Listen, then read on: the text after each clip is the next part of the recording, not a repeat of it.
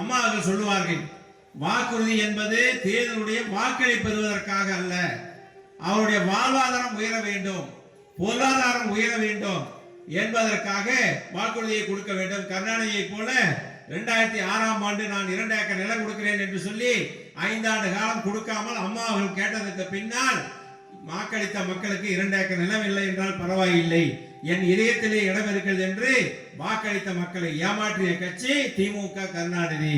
ஆனால் அம்மா அவர்கள் என்னென்ன வாக்குறுதியை கொடுத்தார்களோ அதை நிறைவேற்ற வேண்டும் என்பதற்காக 2011ஆம் ஆண்டு சொன்னார்கள், பெண்களுடைய வேலை பருவை குறைக்க வேண்டும், அதற்காக விலையில்லாத மிக்சர் ஃபேன் தருகிறேன் என்று சொன்னார்கள்.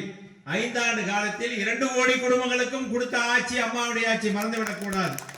அதுக்கு பின்னால் சொன்னார்கள், எந்த தாய்மாரும் கேட்கவில்லை, நாமளும் கேட்கவில்லை, கழகத்தினரும் கேட்கவில்லை. அம்மா அவர்கள் ஒரு தாயாக இருந்து ஒரு வீட்டிலே பெண்ணுக்கு திருமணம் என்று சொன்னால் தாலிக்கு தங்கம் இல்லாமல் புகுந்த வீட்டுக்கு செல்கின்ற போது அந்த பெற்றோருடைய மனநிலை எந்த அளவுக்கு கஷ்டப்படும், அதே போல மணப்பெண்ணுடைய மனநிலை புகுந்த வீட்டுக்கு செல்கின்ற போது வெறும் மஞ்சள் கயிறோடு செல்கின்ற போது அந்த புகுந்த வீட்டிலே கூட உங்கள் வீட்டிலே தாலிக்கு கூட தங்கம் போட முடியவில்லையா என்று கேட்பார்களே என்ற அந்த ஏக்கத்தோடு சென்றதை அம்மா அவர்கள் அறிந்து, நான் வந்தால் தாலிக்கு 1/2 பவுன் தங்கம், பட்டதாரியாக இருந்தால் 50,000, 10ஆம் படித்தால் 25,000 என்று 5 ஆண்டு காலம் அது போன்று கொடுத்தார்கள். தாலிக்கு 1/2 பவுன் தங்கமும் 50,000, 25,000 கொடுத்தார்கள்.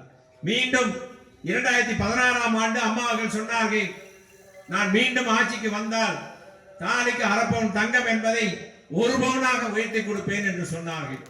அதே போல மக்கள் வாக்களித்து அம்மா அவர்கள் மீண்டும் முதலமைச்சராக 32 ஆண்டுகளுக்கு பின்னால் ஆண்ட கட்சியே ஆண்ட வரலாறு அதிமுகவுக்கு மட்டும்தான், அது அம்மாவுக்கு உண்டு. அந்த வகையிலே அம்மா அவர்கள் வந்தவுடன் முதல் கையெழுத்திட்டார்கள், 1/2 பவுன் என்பதை 1 பவுனாக நான் உயர்த்தி கொடுக்கிறேன் என்று சொல்லி இங்கே இருக்கின்ற மரியாதைக்குரிய டாக்டர் சரோஜா அவர்கள் தான் இந்த துறையினுடைய அமைச்சராக அம்மா அவர்கள் நியமித்தார்கள்.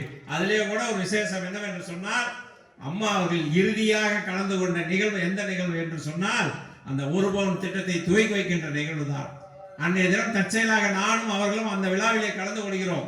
கலந்து கொண்டு அம்மா அவர்கள் அந்த 1 பவுன் திட்டத்தை துவக்கி வைத்துவிட்டு அடுத்த நாள் மருத்துவமனைக்கு செல்கிறார் என்று சொன்னால், அம்மாவுடைய கனவில் இருந்த திட்டத்தை நிறைவேற்றிவிட்டு தான் அம்மா அவர்கள் சென்றிருக்கின்றார் என்று சொன்னால் பெண்களுடைய தாலிக்கு எந்த அளவுக்கு முக்கியத்துவம் கொடுத்தார். ஒரு பெண்ணுக்கு தானே அந்த கஷ்டம் தெரியும். செய்திகளை உடனுக்குடனும் துல்லியமாகவும் தெரிந்து கொள்ள சப்ஸ்கிரைப் பண்ணுங்க.